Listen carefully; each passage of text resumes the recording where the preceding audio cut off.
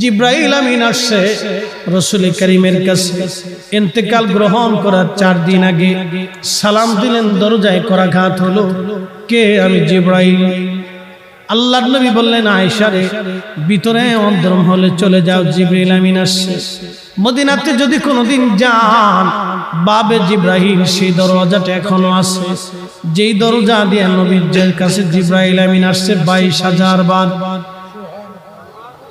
দাহিয়াতুল কলবের সুরত নিয়ে নবীজির কাছে আসতেন। হযরত জিব্রাইল আমিন এসে সালাম দিয়ে বসে গেলেন।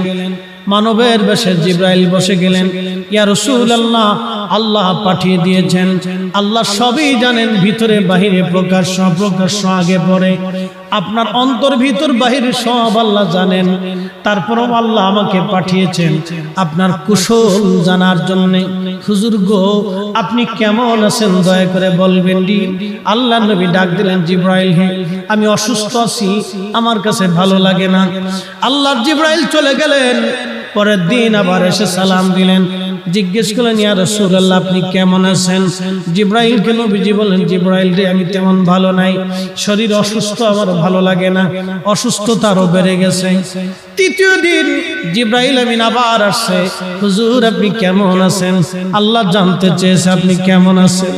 জিব্রাইলকে নবী বললেন, আল্লাহকে বলো আমার শরীর ভালো না, আরো অবনতি হয়েছে। চতুর্থ দিন জিব্রাইল একা আসলেন না, মালাকুল মউত আজরাইল আলাইহিস সালামকে নিয়ে আসলেন। আসার পরে দুইজনে সালাম দিয়ে ভিতরে ঢুকলেন। আল্লাহর নবী বললেন, ভাই জিব্রাইল। উনি কে? বলে আজরাইল। আজরাইল সালাম দিলেন, ইয়া রাসূলুল্লাহ, আল্লাহ আপনার খেদমতে আমাকে পাঠিয়েছেন। হুজুর, আল্লাহ আমার উপরে ফরমান চালু করেছেন, আমার উপরে রুলস আল্লাহ জারি করে দিয়েছেন আপনাকে সম্মানের সাথে নিয়ে যাওয়ার জন্য। ইয়া রাসূলুল্লাহ, ইয়া হাবিবাল্লাহ, তবে আল্লাহ পাক এটাও বলে দিয়েছেন আপনি অনুমতি দিলে আপনার জান আমি কবজ করব, অনুমতি না দিলে আমি আজরাইল ফিরে চলে যাব। আপনার যতদিন মন চায় ততদিন আপনি দুনিয়ার মধ্যে আপনি উম্মতের মাঝে আপনি থাকবেন। একবার আওয়াজ তুলে বলা যাবে কি আল্লাহু আকবার।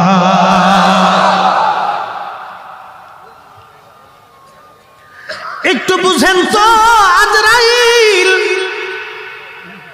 নবীর দরবারে বললেন, হুজুর আপনি অনুমতি দিলে আমি জান কবজ করব, অনুমতি যদি না দেন আমি ফিরে চলে যাব। আপনার যতদিন মন চায় আপনি ততদিন বেঁচে থাকবেন। মুসা আলাইহিস সালামের কাছে আজরাইল আসছে, ও মুসা আপনাকে নেওয়ার জন্য আসছি, চলেন। মুসা আলাইহিস সালাম একটা ঘুষি মেরে দিয়েছে আজরাইল আলাইহিস সালামের চোখ বরাবর। আজরাইল, আমার মুসারে যায় কও একটা গরুর উপরে হাত দিতে, গরুর উপরে হাত দিতে বলুন। হাত দেওয়ার পরে যতগুলি পশম হাতের নিচে পড়বে তত বছর আমি আল্লাহ তাআলা হায়াত দিব। যাও, যে জিজ্ঞেস করো সে থাকতে চায় না, চলে আসতে চায়। আজরাইল আলাইহিস সালাম গেলেন, ও আল্লাহর পয়গম্বর, আল্লাহ পাঠিয়েছেন আপনার কাছে একটা কথা জানার জন্য। আপনি একটা গরুর উপরে হাত দিবেন, হাত দেওয়ার পরে আপনার হাতের নিচে যত পশম পড়বে তত পশম পরিমাণ হায়াত, তত বছর আল্লাহ আপনার হায়াত দিবে। মুসা নবী বলেন, আজরাইল তারপরে কি হবে? বলে তারপরেও আপনার মরণ হবে, মরণ থেকে পালানোর মতো কোনো রাস্তা নাই। মুসা আলাইহিস সালাম বলেন, আজরাইল তাহলে আর দেরি করেন না, নিয়ে চলে যান। বুঝছি থাকা যাবে না, অতএব কিলিকিলি করে লাভ নাই, ঘুষাঘুষি করে লাভ লয়ে যাবে, বুঝছি থাকার আর সুযোগ। কিন্তু আমার রাসূলের দরবারে আজরাইল এসে বিনয়ের সাথে বলে, হুজুর আল্লাহর ফরমান আমার উপরে, আপনাকে অতীব সম্মানের সাথে নিয়ে যেতে হবে, যদি আপনি অনুমতি দেন। আজরাইল আলাইহিস সালাম এসে বললেন, হুজুর অনুমতি দিলে জান কবজ হবে, না হলে ফিরে চলে যাব। যতদিন মন চায় উম্মতের মাঝে ততদিন থাকবেন।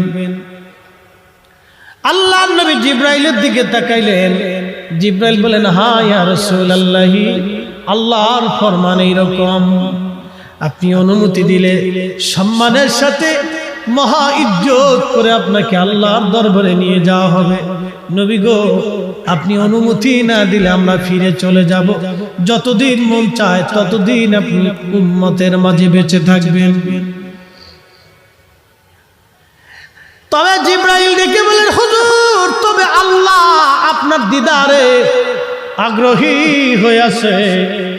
আহা, আমার মালিক আমার আল্লাহ, আমার খালিক আমার রব, কুল মাখলুকের রব, সপ্তম জমিনের রব, সপ্তম আসমানের রব, সপ্ত জমিনের রব, সপ্ত আসমানের রব।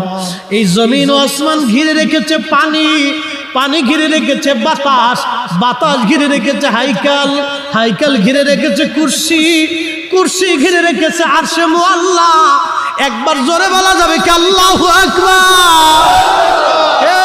পৃথিবীর 13 লক্ষ গুণ বড় হলো একটা সূর্য। 200 কোটি সূর্যের সমান একটা ব্ল্যাক হোল, 10,000 কোটি ব্ল্যাক হোলের মতো নক্ষত্র দিয়ে একটা মিল্কওয়ে আল্লাহ বানাইলো। এই মিল্কওয়ের ও গ্যালাক্সির মতো মহাশূন্যে 10,000 কোটি মহাবিশ্ব, এরপরে মহাশূন্য, তারপরে প্রথম আসমান, তারপরে আরো 7টা 6টা আসমান আল্লাহ বানাইলেন। এর ভিতরে আর কি কি আছে আমাদের জানা নাই, জানা নাই, জানা নাই। আপনি যে জমিনের নিচে বসা, এই জমিনের নিচে আরো 6টা জমিন আল্লাহ বানাইলেন। নিচে কি আছে আমাদের জানা নাই। তবে আমাদের সমুদ্রের মতো এইরকম বড় বড় সমুদ্র ওই জমিনেও আল্লাহ বানায় রেখেছেন। এই মালিক আমার আল্লাহ, আল্লাহ, আল্লাহ ডাক দেখা হাবিব, হাবিবকে যায় বলো আমি আমার হাবিবের অপেক্ষায় আগ্রহী হয়ে আছি। আল্লাহ জিবরাইল বলেন, হুজুর, আল্লাহ আগ্রহী হয়ে আছেন আপনার দিদারের আশায়। আল্লাহর নবীর চোখের পানি চলে এসে বলল, জিবরাইল, তাহলে আর দেরি করবেন না, নিয়ে চলে যান আমার আল্লাহর কাছে। আমি আর একটা মুহূর্তের জন্য দুনিয়াতে থাকতে চাই না, আমি আমার মাশূকের দিদারে চলে যেতে চাই। একবার জোরে বলা যাবে কি ইয়া রাসূলুল্লাহ?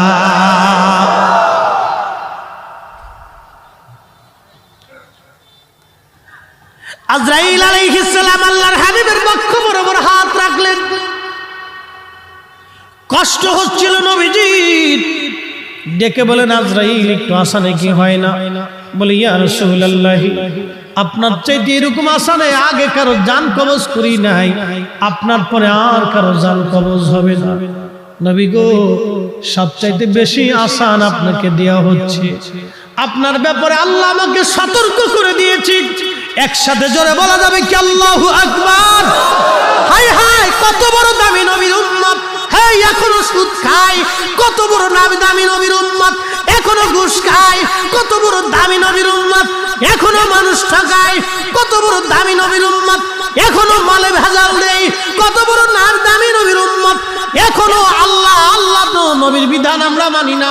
কত বড় দামি নবীর উম্মত, উম্মত আমরা উম্মত, উম্মত, উম্মতের কি করলাম এখন আমরা বুঝতে পারি নাই। হাই হাই, আল্লাহর নবীজি কেঁদে ফেলে দিয়ে বলেন, আজরাইল, একটা অনুরোধ তোমারে করে যাই। বলেন, ইয়া রাসূলুল্লাহ, আমার উম্মতের জান কবজ এর চাইতেও তুমি আসানে করবা। আজরাইল ডাক দিয়ে বললেন, হুজুর,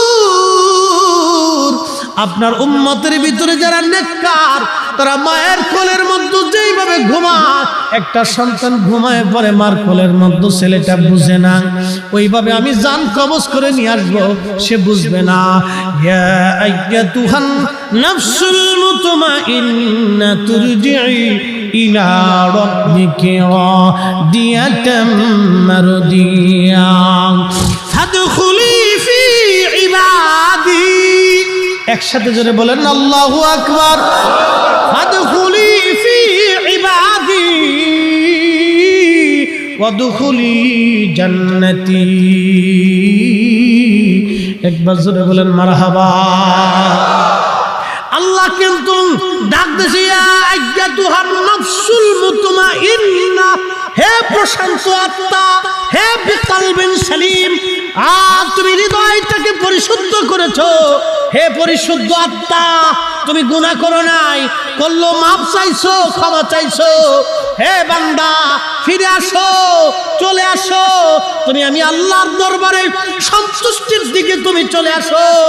যেখানে আমার ইবাদত গুজার বান্দারা ঘুমায় তুমি সেখানে চলে আসো। আমি আল্লাহ সন্তুষ্টির দিকে চলে আসো, আমি আল্লাহ তোমার উপরে খুশি। আহা, আজরাইল বলে ইয়া রাসূলুল্লাহি, মায়ের কোলের মধ্যে সন্তান যেইভাবে ঘুমায় নেককার বান্দাদের মরণ সেইভাবে হবে। আল্লাহর ওলি যারা ইন্তেকাল করার পরে 40 দিন পর্যন্ত আল্লাহর আকাশের ফেরেশতারা আর পৃথিবীবাসী ওই গাছ তরুলতা পাতা মাছ কাটতে থাকে আর নদীর মাছ তার জন্য দোয়া করতে থাকে। একবার জোরে বলা যাবে কি সুবহানাল্লাহ। আদম নবী যেদিন মারা গিয়েছিল 40 দিন পর্যন্ত আকাশে সূর্য গ্রহণ লেগেছিল। আদম আলাইহিস সালামের ইন্তেকালের পরে আকাশ বাতাস তরুলতা পাতা গাছ তরুলতা ফেরেশতারা কেঁদেছিল। আদম আলাইহিস সালামের ইন্তেকালের করার পরে আল্লাহ নবীর ইন্তেকালের পরে সব সৃষ্টিগুলি কেঁদেছিল। আপনারা জানেন না, নবী যেই দিন মায়ের গর্ভে তশরিফ এনেছিল সেদিন মাছ সমুদ্রের গভীরের মাছগুলি সমুদ্রের কাছের মাছের কাছে আসছে, বড় মাছগুলি ছোট মাছের কাছে এসে শুনছো আখিরি নবী রাহমাতুল লিল আলামিন মায়ের গর্ভে তশরিফ এনেছে। একবার জোরে বলা যাবে কি আল্লাহু আকবার। প্রিয় মুহতারাম উপস্থিতি, রবির বাজারের মুসলমান, মাইকের আওয়াজ যত দূরে যায় শুনে যান বাবা কথাগুলি। আল্লাহ বলেন ফাযকুরুনি, আমাকে তুমি স্মরণ করো। কিভাবে করবে? ফাইজা কাদাইতুমুস সালাতা ফাযকুরুল্লাহা কিয়ামান ওয়া কুউদান ওয়া আলা জুনুবিকুম। আল্লাহ বলেন তুমি সালাত শেষ করছো, তার মানে অর্থ না তুমি যে নামাজ পড়েছো এখানেই শেষ না বান্দা, না। তুমি সালাত শেষ করার পরে তুমি আমি আল্লাহর জিকির করবে। দাঁড়ায় রইছো, দাঁড়ায় দাঁড়ায় করতেছো। তুমি হাঁটতেছো, হাঁটতে হাঁটতে জিকির করো।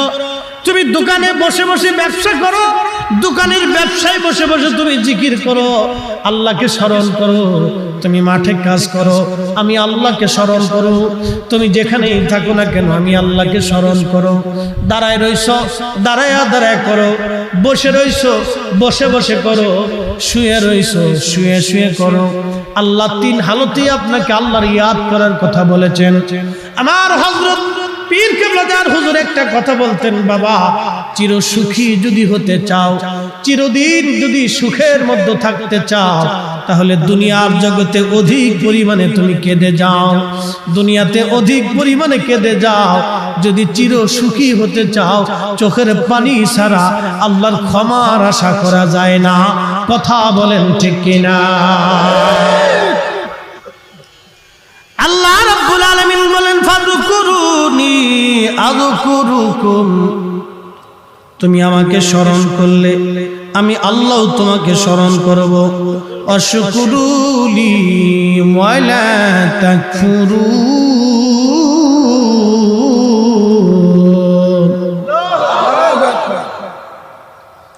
আল্লাহ রেখে বলেন বান্দারে তুমি আমার শুকর করবে না, শুকরিয়া করবে না, কৃতজ্ঞ হবে না। যদি শুকর করো, কৃতজ্ঞ হও, যদি তুমি কৃতজ্ঞ হও, আল্লাহ কোরআনে বলে লাইন শাকারতুম লাযীদান্নাকুম ওয়া লাইন কাফারতুম ইন্না আযাবী লাশাদীদ।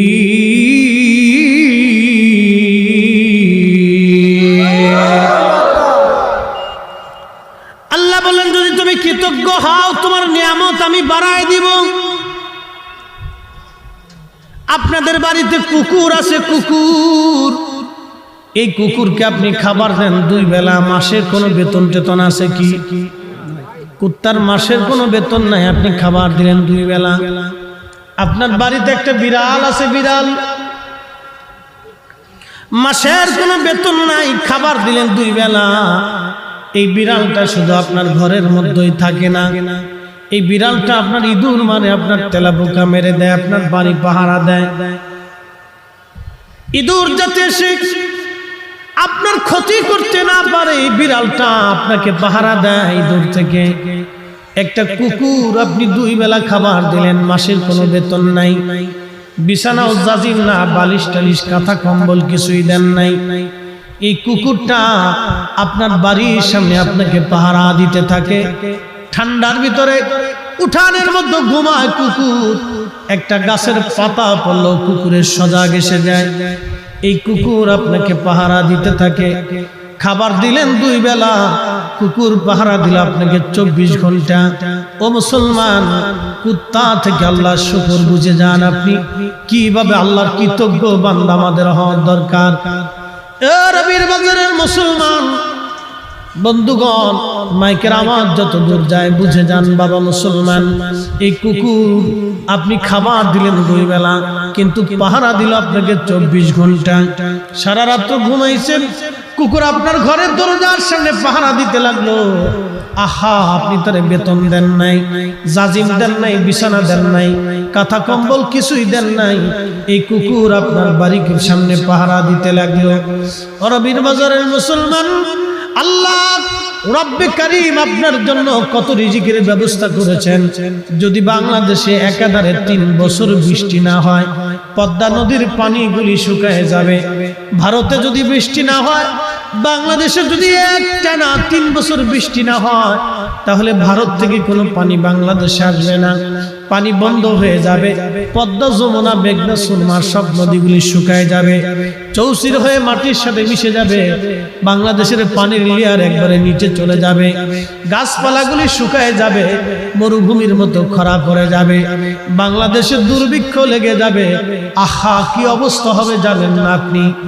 মানুষ খাবে, ক্ষুধায় কান্নার রোল পড়ে যাবে, অভাবের তাড়নায় সন্তান মাকে বলে যাবে, মা সন্তান বলে যাবে।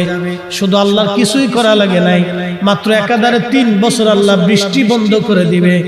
আপনি হয়তো ভাবতে পারেন হুজুর বাংলাদেশে বৃষ্টি বন্ধ হবে না। না না না, নবীর জামানাতেও সাহাবীদের জামানাতেও বৃষ্টি বন্ধ ছিল। আল্লাহর নবীর জামানায়, হযরত ওমরের জামানাতে একাধারে বৃষ্টি বন্ধ ছিল। মদিনাতে দুর্ভিক্ষ লেগে গেল, বৃষ্টিপাত নাই, বৃষ্টির অভাবে সারা মদিনায় দুর্ভিক্ষ লেগে গেল। দুর্ভিক্ষ লাগার কারণে মুসলমানদের কষ্ট হয়। সাহাবীরা এসে বলেন, ইয়া আমিরুল মুমিনিন, মদিনাতে বৃষ্টি নাই, বৃষ্টির অভাবে আমাদের করুণ পরিণতি হয়েছে। ঘাস তরুলতা পাতা মরে গেছে, আমাদের উর্দুম্বাগুলি শুকায় গেছে, তাদের থেকে দুধও আশা করা যায় না, খেজুর গাছগুলি শুকায় গেছে। এখন আমরা কি করব? হযরত ওমর রাদিয়াল্লাহু আনহু হাত বাড়াইলেন আল্লাহর দরবারে। সহিহ বুখারীতে হাদিস এসেছে, হযরত ওমর দোয়া করেন, হে রব, এতদিন তোমার নবীর উসিলা করে দোয়া করতাম, আল্লাহ তুমি দোয়া কবুল করতে। ওয়া ইন্না কুন্না নাতাআসসালু বিআম্মিন নাবিয়্যিনা, আল্লাহ এখন তোমার নবীর চাচা হযরত আব্বাস রাদিয়াল্লাহু আনহুর উসিলা ধরলাম, তুমি আকাশ থেকে বৃষ্টি দাও। হাদিস বর্ণনাকারী রাবী হযরত খাদিমুর রাসূল হযরত আনাস রাদিয়াল্লাহু আনহু ফরমান, আমি দেখলাম ফায়াসকুন, আল্লাহর আকাশ থেকে অঝোর ধারায় বৃষ্টি নাজিল হয়ে সারা মদিনায় পানিতে ভরে গেল। একবার জোরে বলা যাবে কি আল্লাহু আকবার? তাহলে বলেন, ইসলামে উসিলা আছে না নাই? জোরে বলেন, আছে না নাই?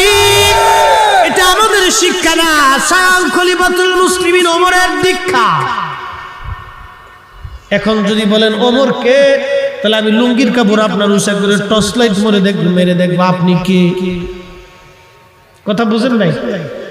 যদি বলেন ওমর কে, ওমর চিনি না, তাহলে আমি লুঙ্গির কাপড় উষা করে টর্চ লাইট মেরে দেখবো আপনি কে, অরিজিনাল না ডুপ্লিকেট, মুসলমানি দিছি কিনা এটা দেখার দরকার।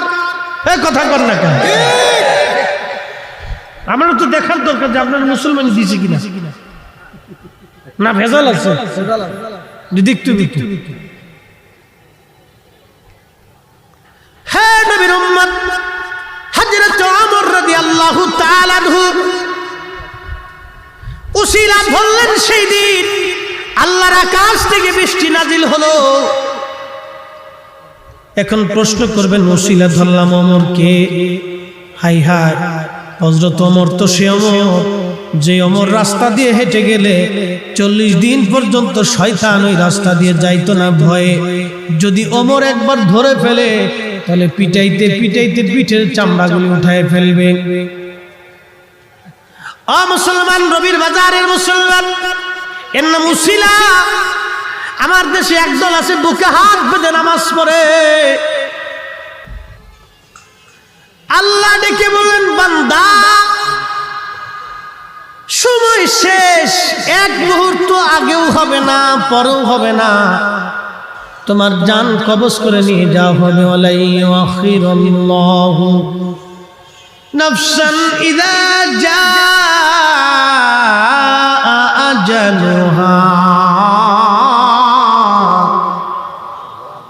আল্লাহ বললেন, বান্দারে সময় শেষ, এক সেকেন্ড আগেও হবে না পরেও হবে না। আজরাইল বললেন, হুজুর আপনার সাথে কথা বলার সময় আমার নাই, আপনার হায়াত শেষ হয়ে গেছে, এখনই জান কবজ করা হবে। ফেরেশতার কাঁধের উপরে পাখার মাঝখানে ইদ্রিস আলাইহিস সালাম বসেছিলেন। ওই অবস্থায় আমার আল্লাহর জিবরাইল আজরাইল তার জান কবজ করলেন। আল্লাহ কোরআনে বলেন, কুল, হুজুর আপনি বলে দেন, ইন্নাল মাউতাল্লাযী তাফিরুনা মিনহু, আমার বান্দারা আসমান জগৎ জমিন জগৎ যেখানেই লুকাক না কেন, ও আমার হাবিব উম্মতকে বলে দেন, যেখানেই পালাক না কেন, ফাইন্নাহু মুলাকিকুম, আজরাইল মোলাকাত করবে, মরণ তার সাথে সাক্ষাৎ করবে। সুম্মা তুরাদ্দুনা ইলা আলিমিল গায়বি ওয়াশ শাহাদা, এরপরে সে এমন একজন মালিকের কাছে ফিরে চলে যাবে, ওই আল্লাহর কাছে ফিরে চলে যাবে যে আমার আল্লাহ তার প্রকাশ্য অপ্রকাশ্য সব জানে, সব জানে, সব জানে। আমার মালিক আল্লাহর দরবারে হাজিরা দিতে হবে। ও মানুষ, কি নিয়ে যাব আমি আর আপনি? কুরআন বলতেছে, আল্লাযী খালাকাল মাউতা ওয়াল হায়াতা লিয়াবলুয়াকুম আইয়ুকুম আহসানু আমালা।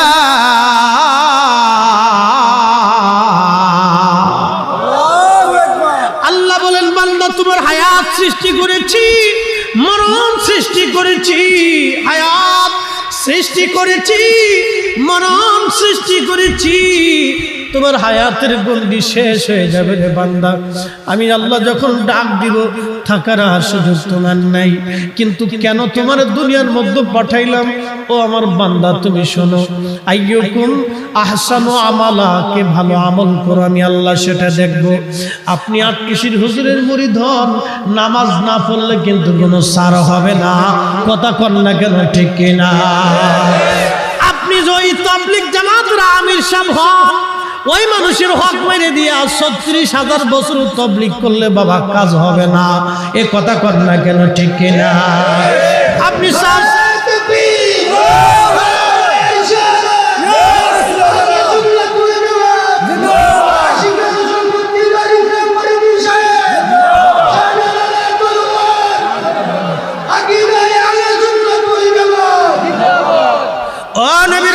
শুনিয়া রাখেন, আপনি সাহেব কেবলা আল্লামা ফজলুল সাহেবের মুরিদ হন, আপনি রোজা না রাখলে কিন্তু কাজ হবে না। কি কথা বলেন না কেন? আল্লাহর আইন আপনাকে মানতে হবে। আল্লাহ বলেন, আইয়ুকুম, কে তোমরা আহসানু আমালা, ভালো আমল করো আমি আল্লাহ সেটা দেখবো। দেখার জন্য তোমারে পাঠাইছি, দেখার জন্য তোমারে পাঠাইছি। কে ভালো আমল করো আমি আল্লাহ সেটা তোমাকে দেখবো। দেখার জন্য তোমারে পাঠাইছি, দেখার জন্য তোমারে পাঠাইছি। নামাজ পড়েন নাই, সেজদার মধ্যে পড়ে কাঁদতেছেন, আল্লাহ মাফ করে দিবে। রোজা রাখেন নাই, সেজদায় পড়ে কেঁদে দিছেন, আল্লাহ ভুল হয়ে গেছে মাফ করে দিবে। জানা করছেন, খোদার দরবারে চোখের পানি ছেড়ে দিছেন, আল্লাহ মাফ করে দিবে। কিন্তু মানুষের হক মেরে খাইলেন, রক্ত চুষে খাইলেন, জমি দখল করে খাইলেন। আমার দেশে বহু ভাই আছে, বোনের জমি বুঝাই দেয় না। বোন আইসে দুয়ারে দুয়ারে ঘুরে কয়, ভাই দিবি না? কয় পরে নিস। পরে নিতে নিতে ভাই কবরে চলে গেছে, বোনের জমি দেয় নাই। এরকম বহু ভাই বাংলাদেশে আছে না? না, এইগুলি সামাজিক ব্যাধি। আবার আমার দেশে আর একটা ব্যাধি আছে, যৌতুকের ব্যাধি। এ যুবক, আপনাদেরকে বলি, যারা যৌতুক নেয় ওরা হলো খয়রাতি, ছোট লোকের বাচ্চা। কি কথা কন না কেন? করে বলেন ঠিক কিনা? যেই ছেলে যৌতুক চাবে ওর জুতা দিয়ে পিটিয়ে যৌতুক দিয়ে দিবে। এই কথা কন, জোরে বলেন। এগুলো সামাজিক ব্যাধি, এগুলো সামাজিক ব্যাধি, এগুলো আমাদের হাতে সাইজ করে দিতে হবে। সবসময় খালি ওয়াজে কাজ হয় নাকি? বাটাম চালান মেরে দিতে হবে, ফরিদপুরের ভাষায় বাটাম চালান দিয়ে দি যা। আচ্ছা কোন তো শুয়োরের গোশত কি জোরে? কেউ যদি শুয়োরের গোশত খাইয়া আইসা রোজা রাখে, শুয়োরের গোশত খাইয়া কেউ যদি সেহরি করে, জোরে কর না। আপনারা মুফতি সাহেব, আজকে আমরা মুফতি না, আপনারা ফতোয়া দিয়ে দিন। বলেন রোজা কি হবে? জোরে বলেন হবে। আরে শুয়োরের গোশত খাওয়া যে এরকম হারাম, যৌতুকের টাকা দিয়ে গরুর গোশত, খাসির গোশত কিনে খাওয়া ওই রকমই হারাম। মুসলমান, আসেন আপনাকে কি করে বুঝাবো? পৃথিবীর বহু রাজা বাদশারা কবরে চলে গেল। রোম সাম্রাজ্য বলেন, পার্সিয়ান সাম্রাজ্য বলেন, এরপরে উমাইয়া সাম্রাজ্য বলেন, আব্বাসীয় সাম্রাজ্য বলেন, চাইনিজ সাম্রাজ্য বলেন, হালাকুর মঙ্গোলিয়ান সাম্রাজ্য বলেন, এরপরে আপনার কি বলেন সেলজুক সাম্রাজ্য বলেন, ফাতিমীয় সাম্রাজ্য বলেন, উসমানীয় সাম্রাজ্য বলেন, মোগল সাম্রাজ্য বলেন, খাওয়ারিজম সাম্রাজ্য বলেন, সালতানাত বলেন। পৃথিবীর বড় বড় সাম্রাজ্যের অধিপতি যারা ছিলেন, লক্ষ লক্ষ সৈন্যরা তাদেরকে পাহারা দিত। আজকে তাদের বড় বড় প্রাসাদ বিল্ডিং গুলি পড়ে আছে, চামচিকে আর ইঁদুর পোকামাকড় বসবাস করে। কিন্তু আজকে সৈন্য নাই, রাজা বাদশারাও নাই, তাদের কবর আছে, কিন্তু কবরের পাশে কেউ আজ দাঁড়ায় না। তাদের নাম শুনলে আর কেউ থর থর করে ভয়ে আজ কাঁপে না। তারা আজকে আল্লাহর দরবারে চলে গেছে, আল্লাহর বিচারের আওতাধীনের মধ্যে চলে গেছে। আর সুযোগ পাওয়ার কায়দা নাই। আল্লাহ বলেন ইন্না বাতশা রাব্বিকা লাশাদীদ, আমি আল্লাহর ধরা বড় শক্ত ধরা। আমি মালিক যেদিন ধরবো সেদিন আর তোমাকে ছাড়া হবে না। এ রবির বাজার কুলাউড়ার মুসলমানের, আরে মাইকের আওয়াজ যত দূর পর্যন্ত যায়, আল্লাহর ওলিরা এমন একটা সাম্রাজ্য নিয়ে ঘুমিয়ে গেছেন। আজকে মুজাদ্দিদ আল ফেসানি নাই, কিন্তু তার সিলসিলা এখনো আছে। আজকে খাজা মাইনুদ্দিন চিশতি আজমেরি সেঞ্চুরি নাই, কিন্তু তার তরিকা এখনো আছে। হুজুর গাউসে পাক মহিউদ্দিন আব্দুল কাদের জিলানী আজকে নাই, কিন্তু তরিকা আজও আছে। হুজুর খাজা বাহাউদ্দিন নকশবন্দ বুখারী আজকে নাই, কিন্তু তরিকা এখনো আছে। ইমাম আজম আবু হানিফা আজকে দুনিয়াতে নাই, কিন্তু তার মাযহাব এখনো আছে। ইমাম শাফিঈ দুনিয়াতে নাই, কিন্তু তার মাযহাব এখনো আছে। ইমাম মালিক দুনিয়াতে নাই, কিন্তু মাযহাব এখনো আছে। ইমাম আহমদ ইবনে হাম্বল আজ দুনিয়াতে নাই, কিন্তু তার সিলসিলা এখনো আছে। আল্লাহর ওলিরা এমন এক রাজত্ব নিয়ে কবরের মধ্যে চলে যায়। আল্লাহ পাক কোরআনে বলতেছেন ইন্নাল্লাযীনা আমানু ওয়া আমিলুস সালিহাতি উলাইকা হুম খায়রুল বারিয়া। ঈমানের আমলে যারা পাকা হয়ে কবরে চলে যায়, আল্লাহ পাক বলতেছেন তারা জগতের মধ্যে সেরা। আজকে সাহেব কেবলা ফুল তুলি না, কিন্তু লক্ষ লক্ষ কোটি কোটি অনুসারীরা সাহেব কেবলার জন্য চোখের পানি ফেলে কাঁদে। কথা বলেন ঠিক না বেঠে? আজকে হযরতুল শাহ সুফি ফতে আলী রসুলের নামা নাই, শাহ সুফি ওয়াজিদ আলী রহমাতুল্লাহ আলাইহি আজকে নাই, খাজা বাবা ফরিদপুরি কাদ্দাসাল্লাহু সিররাহুল আজিজ আজকে দুনিয়াতে নাই, কিন্তু কোটি কোটি মুরিদ সন্তান এখনো চোখের পানি ফেলে কাঁদে। ও মুসলমান, উলাইকা হুম খায়রুল বারিয়া। আল্লাহ বলেন তারা মাটির উপরেও সেরা, মাটির নিচেও তারা সেরা। স্বর্ণের টুকরা মাটির উপরেও স্বর্ণ, মাটির নিচেও স্বর্ণ। হীরার টুকরা মাটির উপরেও হেরা, মাটির নিচেও হেরা। আল্লাহর ওলিরা মাটির উপরেও আল্লাহর ওলি, মাটির নিচেও তারা আল্লাহর ওলি। তাদের জিয়ারত ওরা যত শিরকের বেদাতের মাসালা দিক না কেন, ফতোয়া দিক না কেন, আল্লাহর ওলিদের জিয়ারত জমিনে কোনোদিন বন্ধ হবে না, হবে না।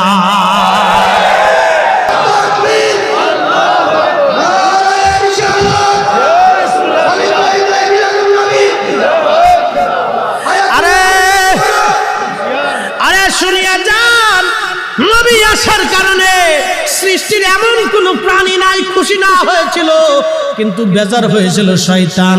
এজন্য আমরা সুন্নিরা ঈদে মিলাদুন নবী পালন করে, আমরা নবীর আগমনের দিন খুশি উদযাপন করে মানুষকে খাওয়াইয়া আল্লাহর নবীর সম্মান আলোচনা করে জিকির ফিকির দুয়ার মাধ্যমে আল্লাহর দরবারে শুকর আদায় করি। যারা বেদাত বলে ওরা বুঝে না, তোরা বেদাত বলতেই থাকবা, তোমাদের বেদাতের ফতোয়া কাজ হবে না। করে বলেন ঠিক না বেঠি?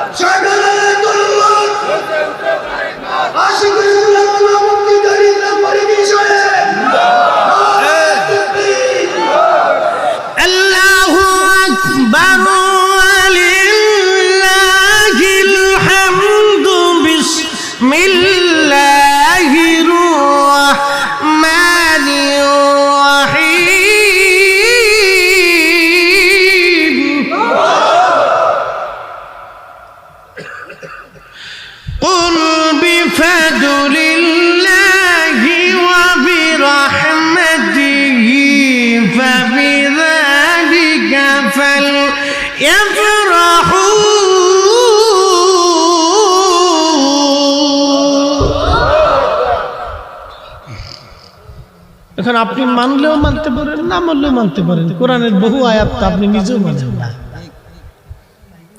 কোরআনের আয়াত কি সবাই নিজেরা পালন করে? সব মুসলমান 100% পিওর পালন করে আল্লাহর আইন? না, বহু আছে, লাখে একজন যে 100% পিওর, লাখে একজন তো আছে কিনা, কোটিতে একজন, লাখ কোটিতে একজন পাওয়া যাবে কিনা সন্দেহ, যে আল্লাহ তার রাসূলের পরিপূর্ণ আইনটাকে ফলো করে নিজের জীবন চালা। লাখ কোটিতে একজন। হে মুসলমান, আল্লাহ নবী ডেকে বলেন, আজরাইল আমার উম্মতের কষ্ট যাতে না হয়। আজরাইল ডাক দিয়ে বলেন, ইয়া নবী আল্লাহ, তবে বদকার যারা, নাফরমান যারা, ওয়াশকুরুলি ওয়ালা তাকফুরুন,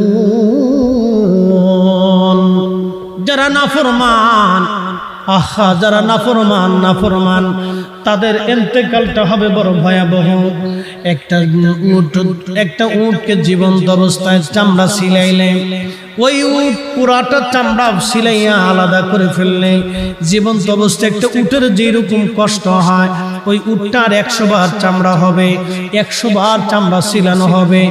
100 বার জীবন্ত উটকে চামড়া সিলাইলে যে পরিমাণে কষ্ট হয়, একজন বদকার নাফরমান অকৃতজ্ঞ বান্দা ওই রকম মরণের সময় কষ্ট হতে থাকে। এই জন্য অনেকের দেখবেন প্রস্রাবের রাস্তা দিয়ে পেশাব বের হয়ে যায়, বাথরুম বের হয়ে আসে, জিহ্বা বের হয়ে আসে, নাক মুখ দিয়ে রক্ত বের হয়ে আসে, সে চিৎকার করতে থাকতে এবং ঘোরাঘুরি করতে থাকে, মৃত্যু বড় ভয়াবহ হতে থাকে। কিন্তু ইমানদার কালেমা পড়তে পড়তে মারা যায়, জিকির করতে করতে মারা যায়। কি কথা বলেন ঠিক কিনা? ও বন্ধু, অবশ্যই মৃত্যুর কোলে ফিরে চলে যেতে হবে আল্লাহর দরবারে, এখান থেকে কোনো নিস্তার হবে না।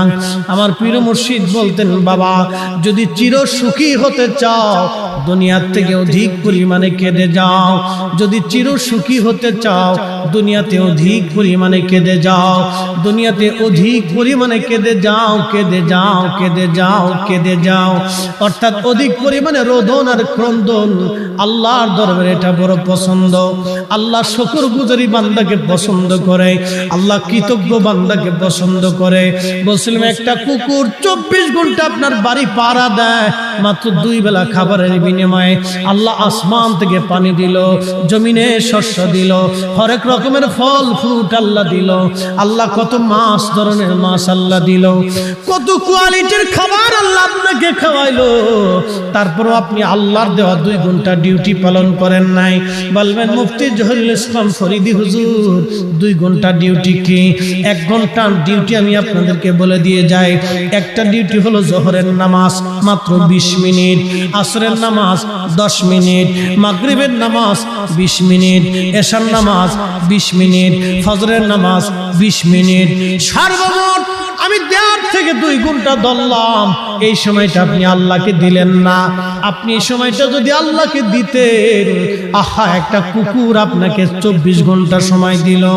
না হলেও সন্ধ্যা থেকে সকাল পর্যন্ত আপনারা পাহারা দেয়, মাত্র খাবার দিলেন 2 বেলা, 2 বেলা খাবারের বিনিময়ে একটা কুকুর আপনাকে পাহারা দিল, 8 ঘন্টা ডিউটি পালন করলো। আর আল্লাহ আপনার মাথার থেকে পা পর্যন্ত এত কিছু দেওয়ার পরও আপনি আল্লাহর দেওয়া 2 ঘন্টা ডিউটি পালন করলেন না। তার মানে বোঝা গেল কুকুরের চাইতেও আমরা বড় অকৃতজ্ঞ নাফরমান। কথা কর না কেন? যুবক, আজকে থেকে নিয়ত করে যাবা, আল্লাহর আমি নামাজ ছাড়বো না, অকৃতজ্ঞ হব না। সামনে মাহে রমজান আসতেছে, এই রমজানের একটা রোজা আমি ছাড়বো না। ও বাবা, যারা কাজের দোহাই দিয়া রোজা ছেড়ে দেন, এই কাজ আপনাকে জান্নাতে নেবে না। যে সন্তানের মোহে পড়ে আপনি আজকে রোজা ছেড়ে দিবেন, কিয়ামতের ময়দানে এই সন্তান আপনার সামনে দাঁড়াবে না। যে বিবির জন্য আপনি রোজা ছেড়ে দিচ্ছেন, এই বিবি আপনার সামনে মেহেশরের মাঠে দাঁড়াবে না। যিনি দাঁড়াবেন তিনি রাহমাতুল লিল আলামিন। যিনি আপনার কবরে আসবে তিনি নবী। আপনি কবরের দিকে তাকান, কত কবর পুরাতন হয়ে গেছে, কবরের পাশে কোনো মানুষ আসে না। আহা, 50 বছর পার হয়ে গেল, কবর মাটির সাথে মিশে গেছে। সন্তানরা কবরের পাশে আসে না, ভুলে গেছে তারা। সন্তানের মোহে দুনিয়ার প্রেমে পড়ে এই কবরওয়ালাদেরকে তারা ভুলে গেল। কিন্তু আপনি জানেন না, ওই কবরে যিনি সবসময় দেখতে আসবে তিনি রাহমাতুল লিল আলামিন, নবী নবী নবী। পৃথিবীর সবাই আপনাকে ভুলে যাবে, কিন্তু আপনার আমার নবী আপনাকে আমাকে ভুলবে না। যদি নবী আপনি আমাকে না ভুলে, গোলামি করলে এই নবীর গোলামি করে যেতে হবে, দল করলে নবীর দল করতে হবে, জীবন দিলে নবীর জন্য জীবন দিতে হবে। এই কথা বলেন ঠিক না বেঠিক? হাত উঁচা করে বলেন ঠিক না বেঠিক? জীবন দিলে নবীর জন্য জীবন দিতে হবে মুসলমান। পক্ষ নিলে নবীর পক্ষ নিতে হবে, শান গাইলে নবীর শান পক্ষে নিতে হবে, নবীর ইজ্জতের পক্ষে থাকতে হবে, নবীর দলে থাকতে হবে। এই জন্য সাহাবীরা দুনিয়াকে লাথি মারতেন, নবীকে খুশি করতেন।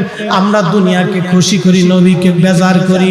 সাহাবীদের মানহাজ দুনিয়াকে বেজার করতেন, আল্লাহর নবীকে খুশি করতেন। আমার পীর মুর্শিদের জীবনীতে আসছে, অনেকেই বলবেন হুজুর মনে কোটি কোটি টাকার মালিক না, আপনাদের দেওয়া টাকা পয়সা হুজুর খাইতেন না, আপনাদের দেওয়া চাল ডাল হুজুর খাইতেন না। হুজুরের একটা জমিন ছিল, এই জমিনের ধান চাষ করে হুজুর ভাত খাইতেন। একটা গাভী ছিল, গাভীর দুধ দহন করে হুজুর দুধ খাইতেন। আপনাদের দেওয়া গাভীর দুধ হুজুর খাইতেন না, আপনাদের দেওয়া চাল হুজুর খাইতেন না। কারণ অনেক মুরিদের সুদের টাকা থাকতে পারে, ঘুষের টাকা থাকতে পারে, অবৈধ উপার্জন থাকতে পারে, মানুষের রক্ত চুষা টাকা থাকতে পারে, এই জন্য মানতের টাকা থাকতে পারে। আমার পীর ওইগুলি খান নাই, সারা জীবন নিজের অপর্জিত জমিন থেকে, শস্য থেকে খাবার খেয়েছে। আপনাদের একটা টাকা হুজুর কোনোদিন ধরে নাই। আমার পীরের কোন ব্যাংকের অ্যাকাউন্ট আসেনি ভাই। সোরাব ভাই কোথায় গেছে? আমার হুজুরের ব্যাংকের অ্যাকাউন্ট আসেনি। যদি দেখাই দিতে পারেন তো আমি আটটুসির হুজুরের মুরিদত্ব সাইডে দিয়ে একবারে ফ্রেশ হয়ে যাবে। যদি কেউ দেখাইতে পারেন যে হুজুরের একটা ব্যাংকের অ্যাকাউন্ট আছে, দেখা পাবেন না। উনি এরকম তাকওয়াশীল ব্যক্তি ছিলেন, দুনিয়াকে বিরাগিল লাথি মেরেছিলেন, সব ফি সাবিলিল্লাহ ওয়াকফ করা ছিল না, কিচ্ছু ছিল না। বলতেন বাবা শূন্য হাতে এসেছিলাম, যেদিন এসেছিলাম একটা টুপি ছিল, একটা পাঞ্জাবি ছিল, একটা লুঙ্গি ছিল, বাবা শূন্য হাতেই চলে যাব। দুনিয়ার এত সম্পদের মামলা নিয়ে আল্লাহর সামনে দাঁড়ানোর সময় আমার নাই। আল্লাহর কসম করে বলতেছি, উনি এই দুনিয়া বিরাগী জাহেদ ছিলেন। এখন আপনি গালি দেন দিতে পারেন, হুজুরের কিচ্ছু আসে যায় না। গালি দিলে দিতে পারে, ওটা আপনার ইচ্ছা, দিবেন, অসুবিধা দিলে আমাদের কোনো ক্ষতি দিবেন, অসুবিধা। শোনেন, মাটির নিচেও অলি, মাটির উপরেও অলি অলি থাকে। আল্লাহ যারা কবুল করছে তারা মাটির নিচেও কবুল করে, উপরেও কবুল করে। আপনি গালি দিলেও কবুল করছে, না দিলেও কবুল করছে। আপনি গেলেও কবুল করবেন, না গেলেও কবুল করছে। কি কথা বলেন ঠিক কি না? আমাদের ভোটে কি সাহেব কেবলা ফুল তুলি অলি হয়েছে নাকি না? হ্যাঁ, আল ইসলাম তালামিজের ভোটে সাহেব কেবলা ফুলতলি অলি হয়েছে না, কি বলে? হ্যাঁ, কথা কর না কেন? হ্যাঁ, আমরা 800 জনের মুরিদের ভোটে কি হুজুর অলি হয়েছে না? আপনারা ভোট দিয়েছিলেন এলে মুরি? হ্যাঁ, শাহজালাল রহমতুল্লাহ আমরা ভোটে সুলতানুল আউলিয়া হয়েছে নাকি? হ্যাঁ, ভোটের সিস্টেম নাই, আল্লাহ বানাইছে। চেষ্টা করছে, জাহিদ ছিলেন, দুনিয়া বিরাট ছিল। ফুলতলি সাবি এলাকা দিয়ে ওয়াজ করছে, আমরা তো টাকা পয়সা চাই লই না, দিল কম দিলে পরের তারিখের 80 না, এটা আমরা সিস্টেম আছে, বুঝছেন না? মনে কিছু নিয়েন না। কিন্তু সাব কাবলা যা সারা জীবন যত ওয়াজ করছে টাকা পয়সা দেওয়ার পরে খুব গুনে গেতে নিছে না, কথা কর না কে? গুনে টুনে নিছে না যে পরের তারিখ কম দিছ তোর আর আইতাম না। বৃদ্ধকালে ওই মানুষটি মানুষের দ্বারে দ্বারে ঘুরছে, বুড়া হয়ে গেছে, তার জন্য করছে। শোনেন, কৃতজ্ঞতা থাকতে হবে। আমি ওনাকে মহাব্বত করি, দাওয়াত দিলেও করি না দিলেও। সারা সিলেটে এই বছরে 2-3টে মাহফিল করছি। ভাইবেন না যে ফুলতলির পাম্মারের লেগেছি, না। আজকে থেকে মৃত্যুর আগ দিন পর্যন্ত যদি একটা মাহফিলে সিলেটে না করি তো ফরিদ সাহেবের মাহফিলের অভাব নেই। আমি সিজনে যদি শুধু ইন্ডিয়া মাহফিল করি তো আমার হাজার হাজার মাহফিল আছে। এই বছর সিজনে আমি কতগুলি মাহফিল করছি আমি নিজেও ডায়েরি হিসাব করলে বুঝতে পারবো। প্রত্যেক দিন 2টে করে, সর্বনিম্ন 3-4টেও করছি। কত ওয়াজ করবো, অতিষ্ঠ হয়ে গেছি। অনেকের ফোন ধরতে পারি না, বিধে অনেকে বেজার হয়ে গেছে। 3-4টে মাহফিল করার পরে ফোন ধরা যায় না, ব্রেনে এফেক্ট করে, খুব কষ্ট হয়। এই জন্য আমি অনেক সময় রিসিভ করি। অনেকে অভিযোগ করতেছে, হুজুর আপনি রিসিভ করেন, আপনি পাই না। বন্ধ রাখলে না রাখলে আমার ব্রেনের সমস্যা, কষ্ট হয়। কারণ আমি তো এটা হুজুর না যে এখানে এসে যে ওয়াজ করবো ওখানে যে হে ওয়াজ করবো এলা না। এখানে যা করেছে অন্য জায়গায় আরেক জায়গায় তা করবো, এটা একবারে যেটা আজকে চলে গেছে আরেক জায়গায় একবারে নিউ চলে গেছে নতুন, এগুলো ওয়াজ। কারণ প্রত্যেকদিন মিডিয়াতে ওয়াজ যায়, নিত্য নতুন ওয়াজ করতে হবে। যেন ওয়াজ করতে হলে অনেক স্টাডি করা লাগে। আমি একটু না পড়লে তো আমি পারবো না, আমার সমস্যা আছে। এই জন্য অনেকে ফোন রিসিভ না করে, অনেকে বেজার হয়ে যায়। ভাই আপনি বেজার হলে আমি কি করবো বলেন তো? আমার তো ব্রেন ঠিক রাখা লাগে, কারণ এইটা ঠিক থাকলে এটা ঠিক থাকে। আর এটা যখন দুর্বল হয়ে যাবে তখন না ফোন দিয়ে আগে বালা ছিল, এখন প্রবলেম বুঝতে পারছেন? তো যাই হোক, যে কথা বলছিলাম, আল্লামা সাহেব কাবলা ফুলতলি রাহমাতুল্লাহ, আল্লাহ ওনার আখিরাতের মর্যাদাকে বুলন্দ করুন, দোয়া করুন, বলেন আমিন। ওলিরা দলমত নির্বিশেষে সবার কাছে প্রাধান্য থাকতে হবে, মহব্বত করতে হবে। আমি ওনার শুকর করি, কৃতজ্ঞ থাকি। কারণ আমি একটা কথা বুঝি যে এই জনপদে উনি ঘুরেছিলেন, মানুষের মাঝে দাঁড়ে দাঁড়ে ঘুরেছিলেন। সেই দিন উনি নারায়ে রিসালাত ইয়া রাসূলুল্লাহর জন্য মার খেয়েছিলেন। কি কথা বলেন, ঠিক কিনা?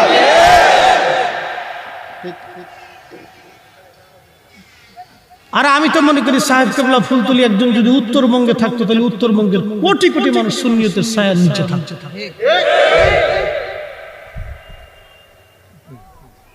কৃতজ্ঞ হতে হবে। আমি ওনার কৃতজ্ঞতা প্রকাশ করি, ব্যক্তি হিসেবে ওনাকে মহাব্বত করি হৃদয় থেকে। আট্টশীল হুজুরের মুরিদ বিধায় ওনাকে মহাব্বত করবো তা না। এই মানহাস আমাদের না। আমার পীরের মানহাস ছিল, বাবা অলি যত অলি হোক, যেখানকারই হোক, তাকে মাথার তাজ মনে করো। আমার পীর কোনোদিন কোনো অলির সমালোচনা, কোনো ব্যক্তির সমালোচনা করতেন না। এটা হুজুরের মানহাজের বাহিরে ছিল। কোনোদিনও কেউ বলতে পারবে না হুজুর কোনো ব্যক্তির গীবত করেছে, আল্লাহর কসম করে বলবেন। উনি অট্ট হাসিও কোনোদিন না, মুস্কি হাসতে। অধিক খাবার উনি গ্রহণ করতেন না, খুব কম খাবার খেতেন, খুব অল্প খাবার গ্রহণ করতেন। অধিক ক্রন্দন আর ইবাদতে রাত কাটাইতেন। মানুষ বলতো হুজুর এখানে সেখানে আসে না কেন? হাজার হাজার মানুষ ওনার কাছে যাইত, সমাধান মাতলাইতেন। অধিক পরিমাণে উনি রাত্রি যাপন আল্লাহর ইবাদতে কাটাইতেন। অধিক রজনীতে সারা রাত উনি ইবাদত কাটিয়েছেন। ওনার জীবদ্দশায় 1 মিনিটও তাহাজ্জুদের ওয়াক্ত 3টে বাজার 1 মিনিট পরে ঘন্টায় বাড়ি দেওয়া হতো না। 3টে বাজার 1 মিনিট আগে হতো না, 3টে বাজার সাথে সাথে ঘন্টায় বাড়ি হতো। মুরিদদেরকে লাঠি দিয়ে খুসায় খুসায় ধাক্কা ধাক্কা উঠাইয়া উনি উঠাইতেন। উঠাই উনি মাইক ধরে হুজুরকে একটা গজল গাইতেন। উঠো উঠো জাকেরানো ঘুমে কেনে অচেতন রহমত যাই রে বগি খুলে দেখো দু নয়ন রহমত যাই রে বগি খুলে দেখো দু নয়ন উঠো উঠো জাকেরানো ঘুমে কেনে অচেতন অতএব আমরা যে পীরের মুরিদ হয় না কেন দুইটা জিনিস নিতে হবে ইমান এই দুইটা ছাড়া কবরে গেলে রেহাই হবে না লা তামুতুন্না ইল্লা ওয়া আনতুম মুসলিমুন যে পীরের মুরিদ হন না কেন মুসলমান হয়েই কিন্তু কবরে যাইতেই হবে কথা বলেন ঠিক কি না যেতেই হবে বিকল্প কোনো ব্যবস্থা নেই মুসলিম হয়ে কবরে যেতে হবে আপনাকে আল্লাহ কবুল করুক বলে না আমিন তার উপস্থিতি লম্বা সময় দিব না দুনিয়া থেকে আমরা